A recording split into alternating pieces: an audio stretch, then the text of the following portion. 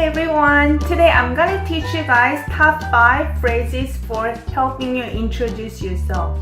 I'm gonna give you guys a question and an answer each phrase. 어느 나라에서 왔어요? Which country are you from? It can also mean which country did you come from? You're gonna replace 어느 나라 to your answer. For me, 한국에서 왔어요. So you can also replace your country as an answer to 어느 나라. I can make a list of different countries in the description down below. Instead of these questions, some people may ask 어느 나라 사람이에요? Which country person are you? You can answer by using the country name and add in or 사람. They both mean person.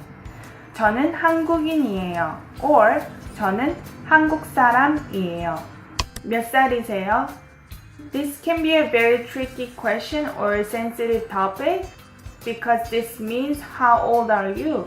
In Korean culture, we need to know the person's age in order to have proper conversation. Since Korean language has different formality, formal, polite, or casual, you can answer this by replacing 몇 to your age.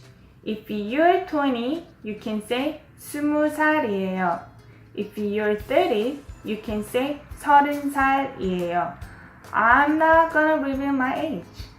한국어 하세요? Do you speak Korean? 네, 한국어 해요. You can ask different language instead of 한국어. You can say 영어 하세요? Do you speak English? 무슨 일 하세요? What kind of work do you do?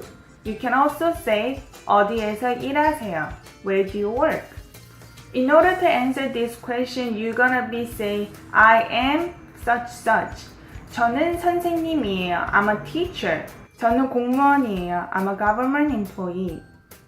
어디에서 사세요? Where do you live? You can replace 어디 to your answer. 인천에서 살아요. I live in 인천.